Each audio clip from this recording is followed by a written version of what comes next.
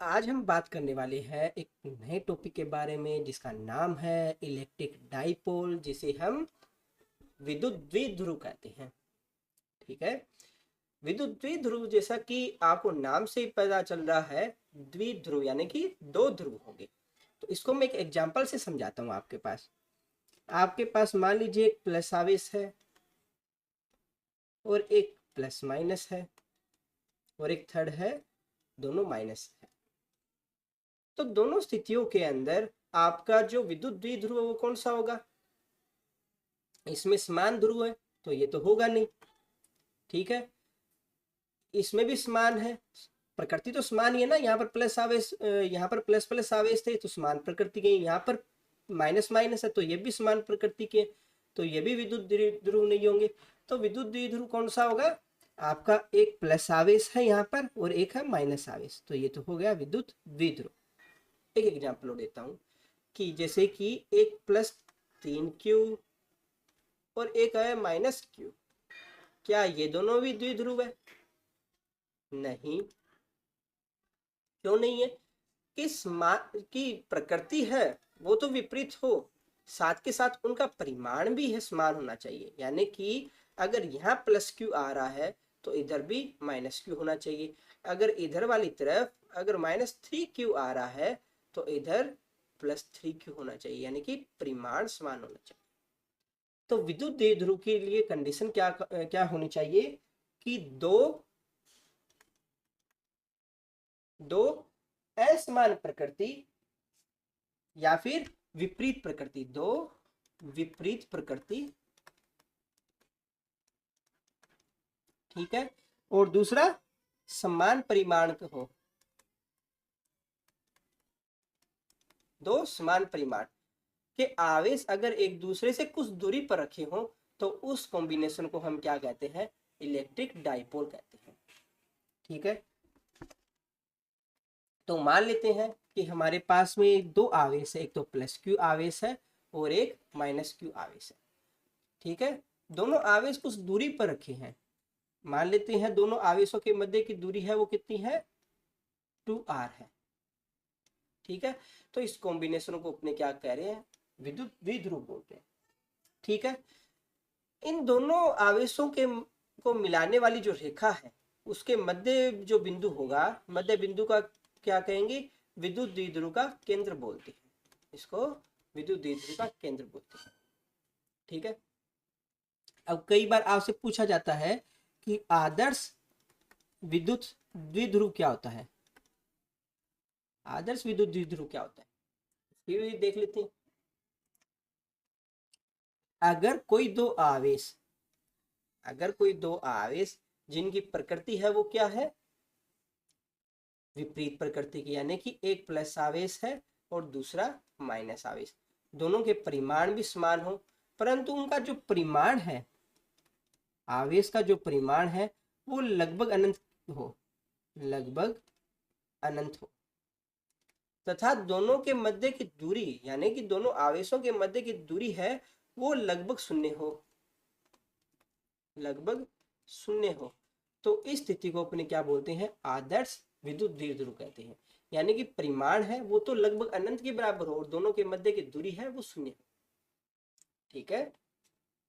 कुछ एग्जाम्पल देख लेते हैं। जैसे कि आपका सोडियम क्लोराइड हो गया, आपका HCl हो गया, दोनों ही एक द्विध्रुव है। क्यों है? क्योंकि देखो इसमें Na है, उस पर एक प्लस आवेश है और एक Cl है, माइनस आवेश है। ठीक है।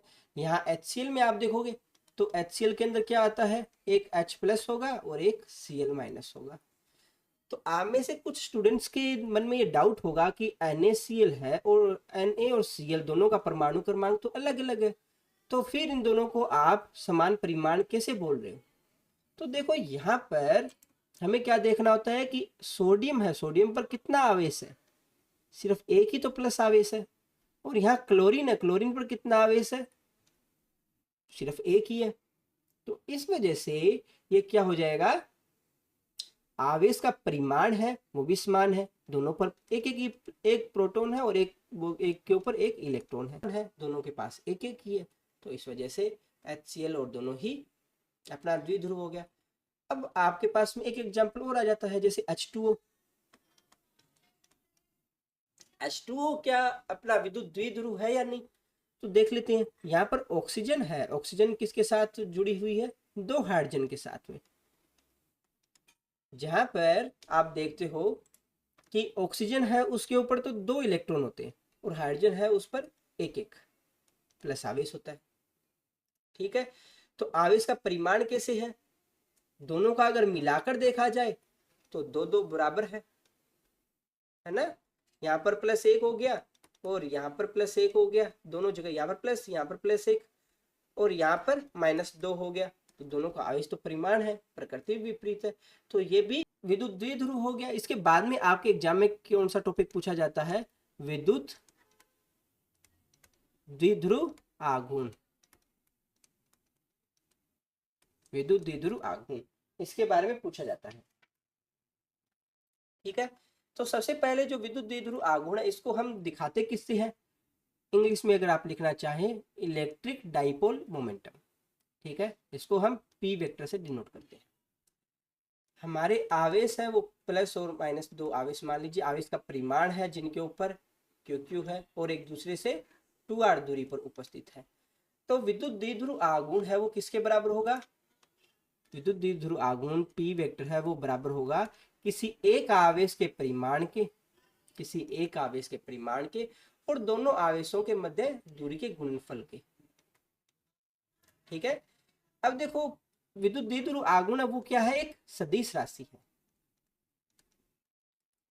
और यहाँ फॉर्मुलेशन में देखेंगे तो हमारा आवेश है वो तो अदिश राशि है, तो 2r है वो एक सदिश राशि है, तो इसी कारण 2r पे वेक्टर लगाएंगे।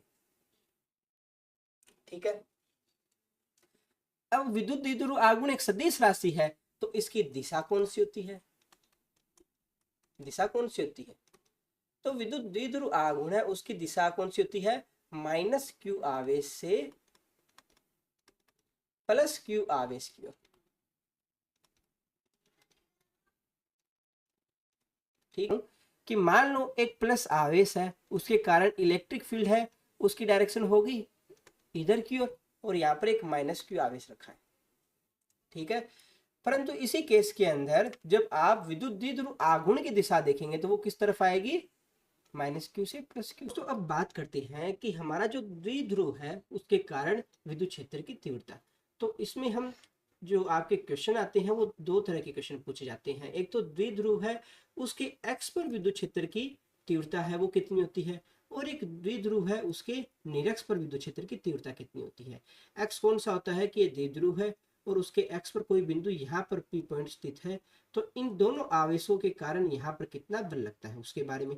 दूसरा पूछा जाता है कि इसके निरक्ष पर, तो निरक्ष पर क्या होता है कि दोनों आवेश है उनको मिलाने वाली रेखा उसके लंबवत किसी दूरी पर होगा। ठीक है, पर एग्जाम के अलावा किसी कंपटीशन एग्जाम के पॉइंट ऑफ व्यू से हम क्या देखेंगे कि इसमें अगर एक कंडीशन और होती कि प्लस और माइनस आवेश है उसमें निरक्ष के ऊपर तो होता है परंतु वो किसी थीटा एंगल के ऊपर हमारा पी पॉइंट होता, तो उस स्थिति के अंदर भी द्विध्रुव के कारण जो लगने वाले विद्युत क्षेत्र की तीव्रता है वो कितनी होती। तो इन तीनों केस को हम वन बाई वन कैलकुलेट करते हैं। तो सबसे पहले बात करते हैं कि विद्युत लग रहा है उसकी मात्रा कम होगी, जिसे मैं छोटी लाइन से दिखाता हूँ। तो रिजल्टेंट जो भी आपका इलेक्ट्रिक फील्ड आएगा उसकी डायरेक्शन कौन सी होगी, इधर ही होगी। अब आपसे पूछा जाए कि अपना द्विध्रुव आघूर्ण है उसकी दिशा कौन सी होगी, तो हमने पढ़ा है कि द्विध्रुव आघूर्ण उसकी दिशा भी माइनस क्यू से प्लस क्यू की तरफ होगी, यानी द्विध्रुव आघूर्ण वो भी इसी दिशा में हमारा लगेगा। तो यानी कि विद्युत द्विध्रुव आघूर्ण और विद्युत क्षेत्र की तीव्रता की दिशा है वो तो दोनों समान दिशा में होगी। इसे हम चेक भी कर लेंगे, लास्ट में हमारा जो फॉर्मूला आएगा उसमें अगर पॉजिटिव साइन आएगा, पॉजिटिव साइन आएगा तो आप क्या कहेंगे, समान दिशा में। तो अभी चेक कर लेते हैं। तो सबसे पहले बात करते हैं कि इस प्लस क्यू के कारण, प्लस क्यू के कारण इस पी बिंदु पर जो लगने वाला इलेक्ट्रिक फील्ड है उसकी वैल्यू कितनी होगी, ई प्लस इक्वल्स टू, देखो विद्युत क्षेत्र की तीव्रता के लिए हमने पहले फॉर्मूला देखा है के क्यू अपॉन आर स्क्वायर, यही होता है। आर क्या होता है, आवेश और आवेश से जिस बिंदु पर तीव्रता हमें ज्ञात करनी है उससे दूरी।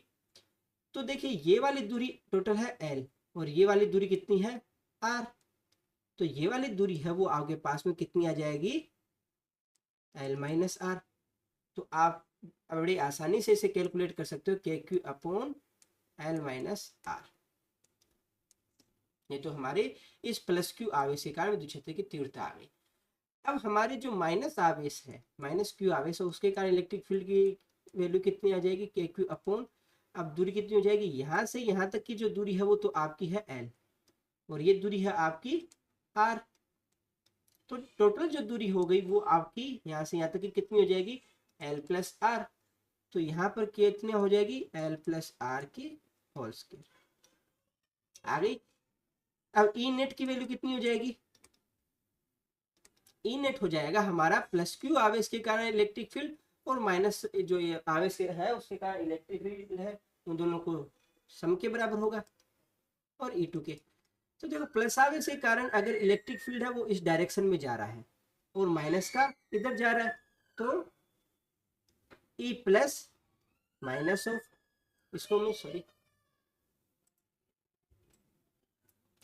इसको मैं इस तरह से दिखा देता हूँ।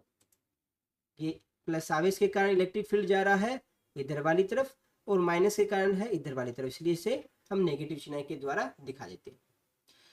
अब इसे हम इक्वेशन 1 मानते हैं और ये इसे इक्वेशन 2 मानते हैं। दोनों से जब वैल्यू यहाँ रखेंगे तो अपने पास में क्या आ जाएगा के क्यू 1 अपॉन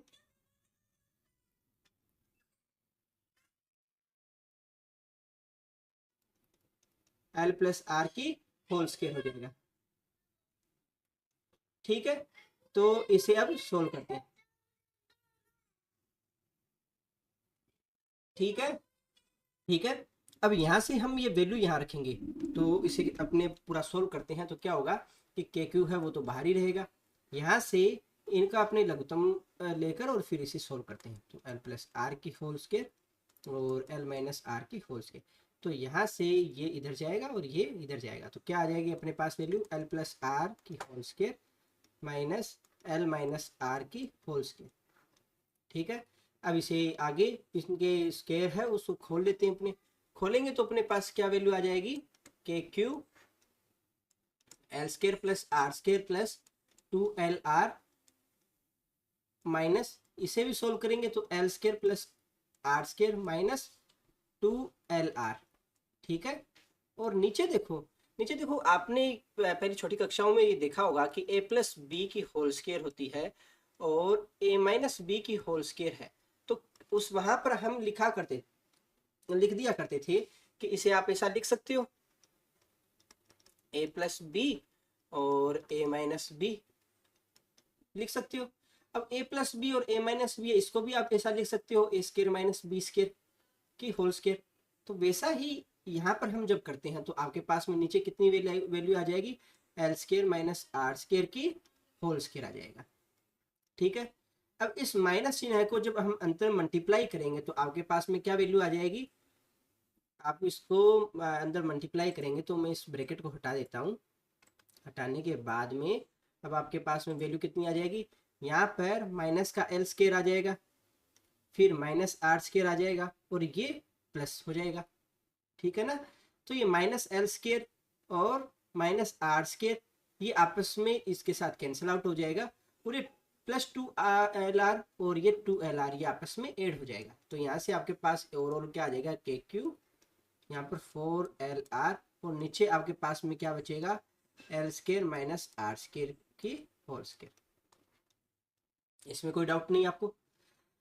इसके बाद देखो यहाँ पर हम जब विद्युत द्विध्रुव की परिभाषा देख रहे थे तो उसमें हमने क्या देखा था कि दोनों आवेशों के मध्य की जो दूरी होती है जो 2R होती है वो बहुत ही कम होती है और जबकि L है वो यहाँ पर अपना, तो यहाँ पर वही चीज कॉमन रहेगी कि L है वो बहुत ज्यादा है R की तुलना में। तो इसकी वजह से हम क्या करेंगे, यहाँ पर जब इसको मैथमेटिकली इसको सोल्व करेंगे तो आप क्या देखेंगे कि R/L है उसकी वैल्यू लगभग 0 हो जाएगी। ऐसा मैं कैसे बोल सकता हूँ, मान लीजिए इन दोनों के मध्य की दूरी है वो 1 मीटर है। एग्जाम्पल दे रहा हूँ मैं आपको कि मान लीजिए इन दोनों के मध्य की दूरी 1 मीटर है और एल है उसकी मान लीजिए 100 किलोमीटर है, ठीक है। तो 1 मीटर की तुलना के अंदर 100 किलोमीटर है, वो कितनी छोटी संख्या है, बड़ी संख्या है? तो आप देखोगे 1 मीटर बटा 100 किलोमीटर कितना हो जाएगा, 10 की पावर, ये मीटर 10 की पावर 5 हो गया। तो काफी बड़ी संख्या है, तो इसे आप लगभग लगभग 0 मान सकते हो, ठीक है। तो ये वैल्यू जब हम इसमें रखेंगे तो आगे पास में क्या आ जाएगा, आपके पास में आ जाएगा, इसे थोड़ा और सोल्व करना मैं बताता हूँ। देखो जैसे L square minus R square की होल स्केयर है, इसको आप क्या ले सकते हो, यहाँ से एल स्केयर कॉमन लेंगे तो आपके पास में एल की power 4 1 minus R square by L square, ये होल स्केयर। क्या ऐसा आप इसको लिख सकते हो, ये जो नीचे वाली टर्म आपको जो दे रखी है उसको ऐसा लिख सकते हैं ना।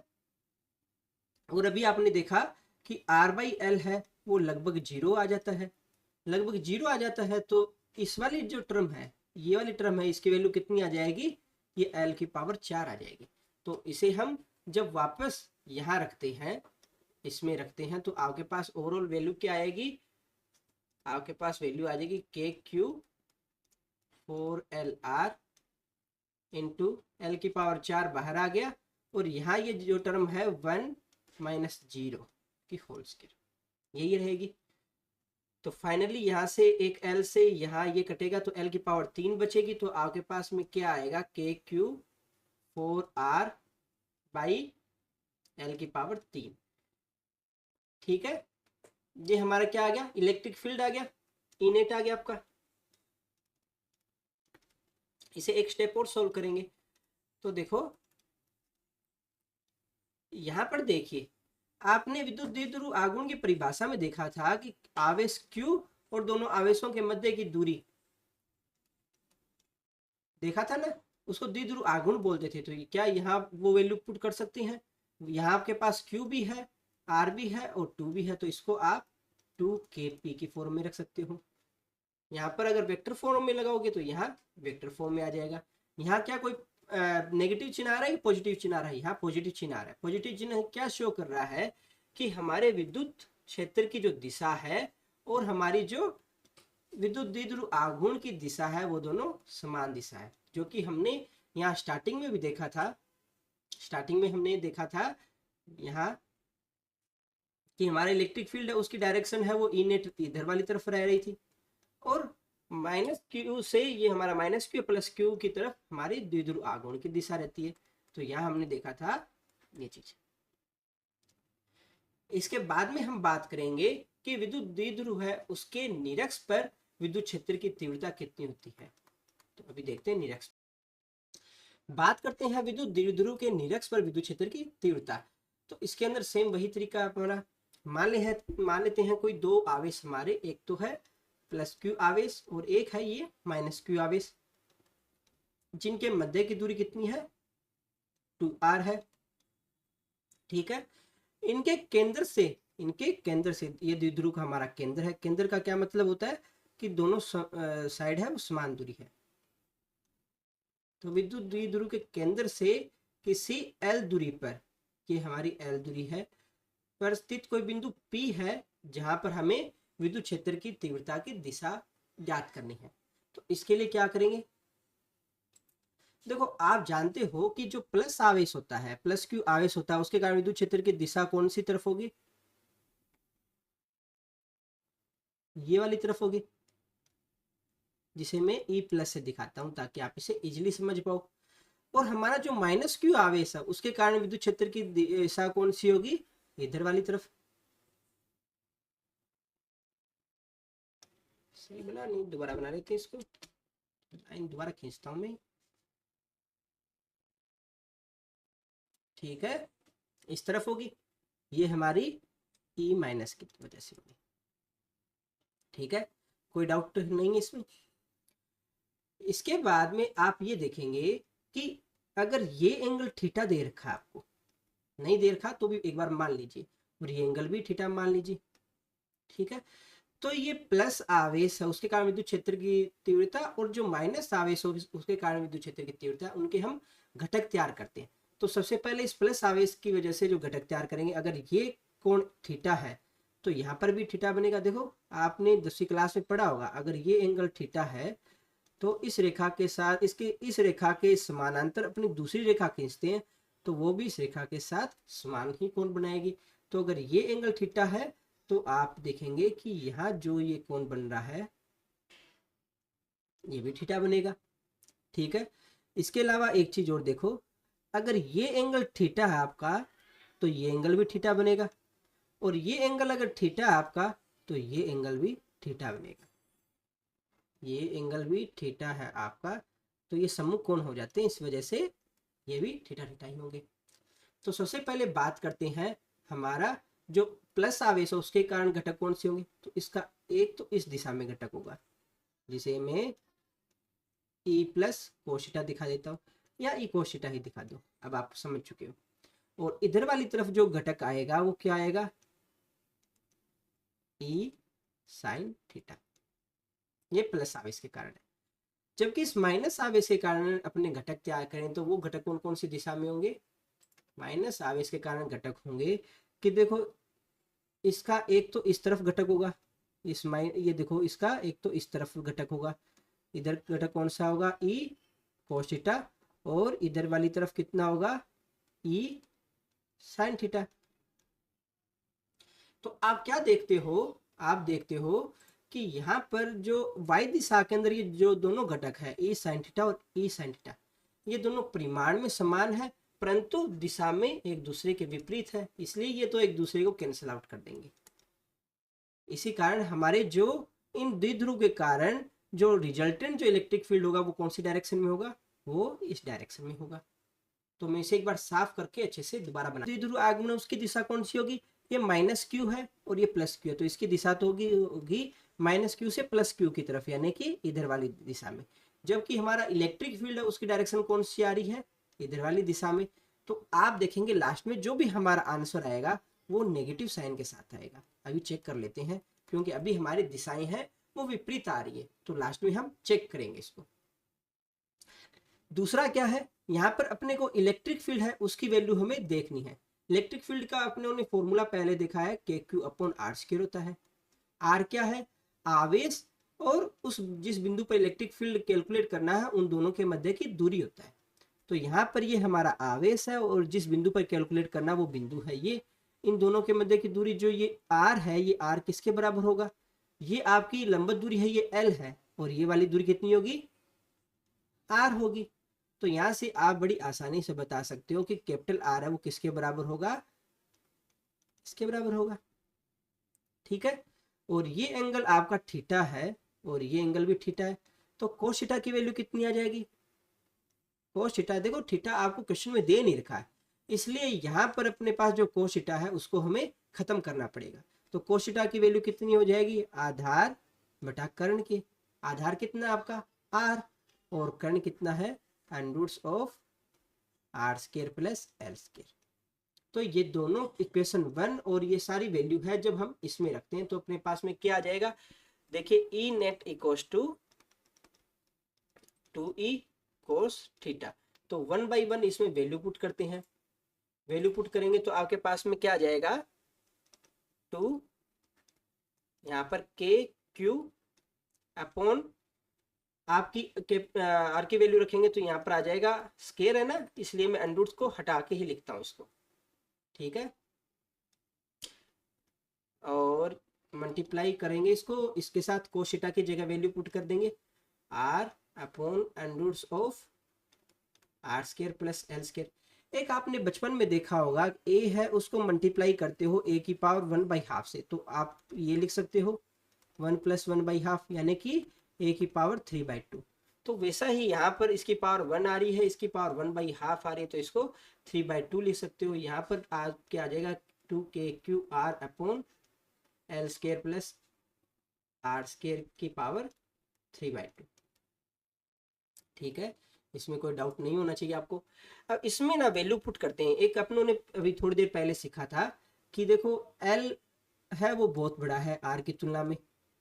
ठीक है, तो R/L है वो लगभग 0 ले रहे थे अपने, तो सेम ही यहाँ पर हम ट्रिक लगाएंगे। तो देखो इसको थोड़ा मैं सोल्व करके लिख देता हूँ। एल प्लस आर स्क्वायर की पावर 3/2 है। इसको आप क्या रखेंगे, एल स्क्वायर को बाहर लेंगे तो आपके पास एल स्क्वायर की पावर 3/2 आ जाएगा, और इसको आप ऐसा लिखोगे R square by L square की पावर 3/2। इसमें कोई डाउट है? तो यहाँ पर इसको सोल्व करेंगे तो आपके पास में कितना आ जाएगा, एल की पावर 3, और इधर कितना आ जाएगा 1 प्लस 0 की पावर 3/2। तो ओवरऑल यहाँ पर आपकी वैल्यू कितना आ जाएगा, एल क्यूब। तो इसकी जगह रखेंगे एल क्यूब और इसे सोल्व करेंगे तो आपके पास में फाइनली क्या आ जाएगा, K Q R by L cube. एक विद्युत द्विध्रुव आघूर्ण है, वो उसकी वैल्यू कितनी आ रही थी अपना, उसकी वैल्यू कितनी आ रही थी, उसकी वैल्यू आ रही थी अपनी, सॉरी कितनी थी, Q2R के बराबर अपनों ने पढ़ा था। तो वो वैल्यू यहाँ रखेंगे अपने, तो के Q R sorry P vector upon L cube. ठीक है, ये सोल्व हो गया। ठीक है, तो जैसे ही यहाँ वेक्टर फॉर्म के अंदर हम विद्युत द्विध्रुव आघूर्ण रखते हैं तो साथ में इनकी दिशाएं भी आ जाती है। तो हमने स्टार्टिंग में यहाँ देखा था कि इलेक्ट्रिक फील्ड है अपना, इलेक्ट्रिक फील्ड की डायरेक्शन कौन सी तरफ थी, इलेक्ट्रिक फील्ड की डायरेक्शन थी हमारी इस तरफ, जबकि हमारा विद्युत द्विध्रुव है उसकी इधर वाली तरफ है। तो अगर देखो पहले बिना वेक्टर के मैं दिखाता हूँ, बिना वेक्टर के फॉर्म के, जैसे P है इक्वल टू Q2R रखेंगे तो इलेक्ट्रिक फील्ड आपका आता है 2kp upon R cube. Electric field रखेंगे तो मान लेते हैं ये वाली डायरेक्शन है अपनी एक्स एक्सिस है, यहाँ पर मैं इसको एक्स एक्सिस मान लेता हूँ, ये एक्स एक्सिस है। तो इलेक्ट्रिक फील्ड है वो कौन सी डायरेक्शन में आएगा, आपका ई आई कैप, और P वेक्टर है वो कौन सी डायरेक्शन में आएगा, P माइनस आई कैप। तो दोनों एक दूसरे के विपरीत हैं। तो यहाँ पर आप इसे इस फॉर्म में रखेंगे, इलेक्ट्रिक फील्ड की यानी वेक्टर फॉर्म के अंदर रखना होगा तो minus of 2kp vector upon R. सही लिखा है, यहाँ 2 नहीं आएगा यार, 2 गलत लिख रहा हूँ। 2 तो यहाँ पर p के साथ रखेंगे तो ये 2 तो चला ही जाएगा ना, 2 चला जाएगा। ठीक है, तो यहाँ पर सॉरी लिखने में मिस्टेक हो गई, यहाँ पर इलेक्ट्रिक फील्ड है उसकी वैल्यू क्या आ जाएगी, minus of K P vector upon R cube के बराबर होगा। ठीक है, तो अभी अपने ने दो फॉर्मूले पढ़ लिए हैं, एक तो इलेक्ट्रिक फील्ड उसके निरक्ष के कारण और एक एक्स के कारण। एक्स के कारण इलेक्ट्रिक फील्ड है वो अपना कितना आ रहा था, 2kp अपॉन आर क्यूब। दूसरा निरक्ष के कारण इलेक्ट्रिक फील्ड कितना आ रहा है आपका, kp अपॉन आर क्यूब। ठीक है, तो इन दोनों को आप कंपेयर करेंगे तो आप क्या कहेंगे कि एक्स के ऊपर इलेक्ट्रिक फील्ड है वो 2 टाइम है यानी 2 गुना है आपके निरक्ष पर इलेक्ट्रिक फील्ड के। ठीक है, और ये फॉर्मूले दोनों के याद रखिएगा। और अगर वेक्टर फॉर्म में लिखोगे तो यहाँ पर ये प्लस साइन के साथ आएगा और इधर वाली तरफ है वो माइनस साइन के साथ आएगा। अब इसके बाद में एक क्वेश्चन जो काफी इंपॉर्टेंट रहता है कि किसी थीटा कोण के ऊपर विद्युत द्विध्रुव के कारण विद्युत क्षेत्र की तीव्रता कैलकुलेट करनी है।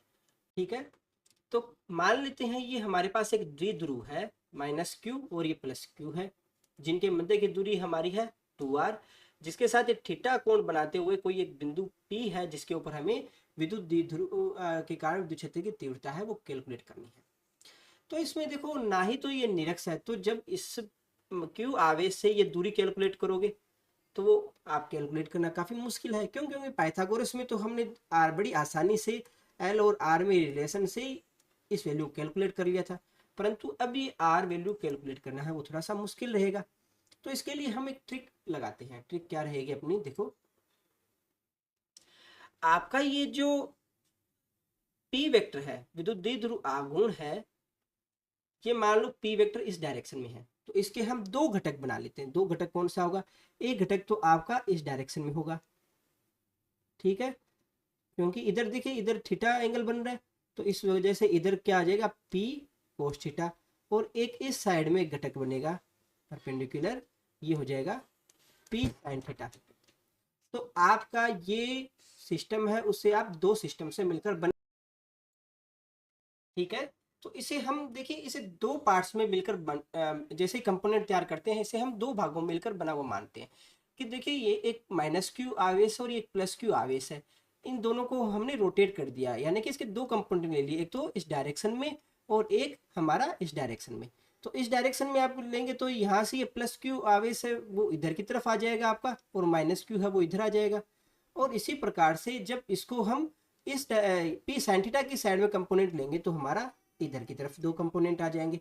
तो आप ये देख रहे होंगे, अगर इस साइड वाला कंपोनेंट है उसके लिए ये क्यू पॉइंट है जहां पर हमें विद्युत क्षेत्र की तीव्रता कैलकुलेट करनी है, वो इन दोनों आवेशों के लिए एक तरह से एक्स का काम कर रहा है, यानी कि ये क्यू बिंदु है इन दोनों आवेशों के एक्स पर मौजूद है। जबकि इस स्थिति के लिए आप देखोगे तो क्यू बिंदु है वो निरक्ष पर वो मौजूद है। तो इस स्थिति के लिए इलेक्ट्रिक फील्ड देखेंगे तो प्लस क्यू आवेश के कारण कौन सी डायरेक्शन होगी, इधर, और माइनस क्यू आवेश के कारण इलेक्ट्रिक फील्ड है वो इधर होगी। जबकि यहाँ के लिए देखें तो इस माइनस क्यू आवेश के कारण इलेक्ट्रिक फील्ड है वो कौन सी डायरेक्शन में होगा, उसकी डायरेक्शन होगी इस तरफ। और जबकि इस प्लस क्यू आवेश है उसके कारण इलेक्ट्रिक फील्ड है उसकी डायरेक्शन कौन सी होगी, इस तरफ, ठीक है। तो रिजल्टेंट जो इलेक्ट्रिक फील्ड है वो कौन सी डायरेक्शन में होगा, यहाँ, इस तरफ, ठीक है ना। तो इसे मैं थोड़ा सा इधर समझा देता हूँ फिर से, कि देखो आपका जो पी साइन थीटा है उस कंपोनेंट की वजह से यहाँ इलेक्ट्रिक फील्ड है उसकी डायरेक्शन रिजल्टेंट कौन सी डायरेक्शन में आ रहा है, इस डायरेक्शन में। जो आपका पी साइन थीटा वाला कंपोनेंट है उसकी वजह से इलेक्ट्रिक फील्ड होगा इस डायरेक्शन में। जबकि आपका ये पी कोस थीटा वाला जो कंपोनेंट है उसकी वजह से इलेक्ट्रिक फील्ड होगा आपका इस डायरेक्शन में, ठीक है। तो इन दोनों का रिजल्टेंट हम जो निकालेंगे वो हमारा फाइनल आंसर हो जाएगा, ठीक है।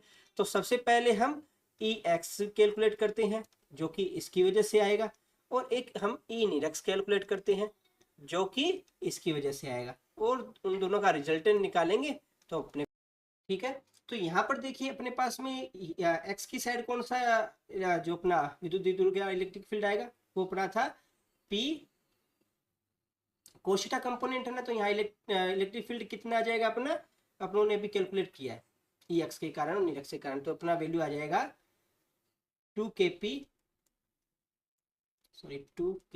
Upon R cube. और यहाँ p कितना था, यहाँ कोशिटा कंपोनेंट भी आ रहा है साथ में, तो इधर आ जाएगा 2kp कोशिटा अपॉन आर क्यूब।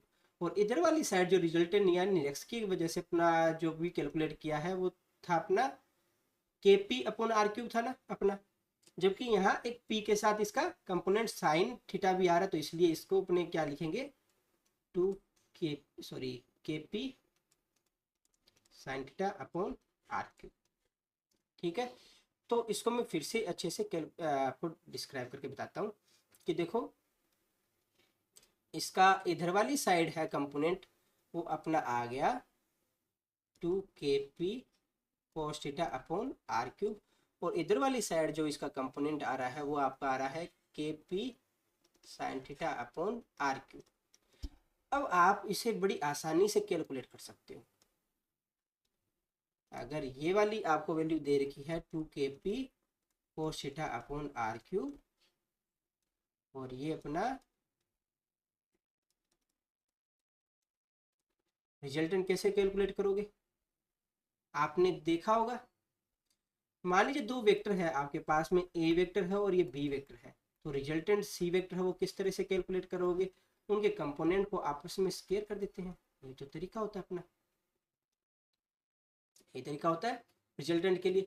तो यहाँ भी यही करेंगे अपने, क्या वैल्यू आ जाएगी आपके पास 4kp cos theta upon R cube, इसका स्केयर आ जाएगा, प्लस यहाँ पर kp sine theta upon R cube इसके स्केयर के बराबर आ जाएगा, ठीक है। तो यहाँ पर क्या क्या कॉमन आएगा आपके पास में, कॉमन आ जाएगा kp आर क्यूब है वो दोनों में कॉमन आ जाएंगे, ठीक है। तो बचेगा क्या यहाँ पर, ये आ जाएगा 4 cos स्केयर थीटा प्लस यहाँ साइन स्केयर थीटा। हम जानते हैं sine square theta plus cos square theta है उसकी वैल्यू 1 होती है, तो यहाँ 4 cos स्केयर थीटा है उसको आप क्या लिख सकते हो 3 cos square theta plus cos के थीटा प्लस साइंस के थीटा। देख सकते हो ना, इस ब्रैकेट के अंदर है जो भी संख्या उसको लिख सकते हो। तो आपके पास फाइनली क्या रिजल्ट आएगा? रिजल्ट आएगा आपके पास में KP अपॉन आर क्यूब। ये सिर्फ मैं ब्रैकेट वाला समझा रहा हूँ आपको, ठीक है। इसको आप फिर क्या लिखोगे, ये दोनों तो 1 बन गया, तो 1 प्लस 3 कोस के थीटा, ये आपका आ गया किसी थीटा एंगल के ऊपर इलेक्ट्रिक फील्ड। ठीक है, मैं इसको फिर से थोड़ा सा रिवाइज कर देता हूँ आपको, ठीक है। रिवाइज करें तो देखो आपके पास में क्या है कि कोई भी एक प्लस क्यू और माइनस क्यू आवेश है, ठीक है। इसके कारण दोनों के केंद्र से किसी आर दूरी के ऊपर जो कि थीटा एंगल बना रहा है, उसके ऊपर हमें इलेक्ट्रिक फील्ड है वो कैलकुलेट करना। वो बिंदु आप कुछ भी मान लीजिए, मान लेते हैं मैंने ए डैश मान लिया, ठीक है। तो इस स्थिति में आपके पास में क्या होगा कि आप इस पी वेक्टर के दो कंपोनेंट तैयार करेंगे। दो कंपोनेंट कौन कौन से होंगे? एक तो इस डायरेक्शन में होगा, क्योंकि इधर थीटा है तो इधर आ जाएगा पी कोस थीटा, और इधर वाली साइड आ जाएगा वो पी साइन थीटा। इधर पी कोस थीटा आ जाएगा और इधर पी साइन थीटा आ जाएगा। इन दोनों को हमने फिर आगे रखा इस तरह से, तो ये एक के लिए तो एक्स का काम करेगा और एक के लिए निरक्ष का काम करेगा, ठीक है। मेथड से आप इसे बड़ी आसानी से इसे कैलकुलेट कर सकते हो। तो फाइनल रिजल्ट है उसको भी आप याद रखिएगा। अभी विद्युत द्विध्रुव के कारण हमने 3 रिजल्ट पढ़े हैं। एक तो इसके एक्स के लिए पढ़ा है, एक्स के लिए आपने क्या पढ़ा, 2kp अपॉन आर क्यूब। निरक्ष के लिए आपने क्या पढ़ा, निरक्ष के लिए हमने पढ़ा kp अपॉन आर क्यूब, और ये आपका किसी एंगल थीटा के ऊपर है। एग्जाम के पॉइंट ऑफ व्यू से आपको फुल नोट्स चाहिए तो इस वीडियो के डिस्क्रिप्शन में या फिर हमारे चैनल के डिस्क्रिप्शन में टेलीग्राम चैनल का जो लिंक है वो मिल जाएगा। वहाँ पर जाकर आप इससे रिलेटेड जो स्टडी मटेरियल है उसके नोट्स है वो कलेक्ट कर सकते हो, और उसे डायरेक्ट प्रिंट करके आप है वो अच्छे से समझ पाएंगे। धन्यवाद।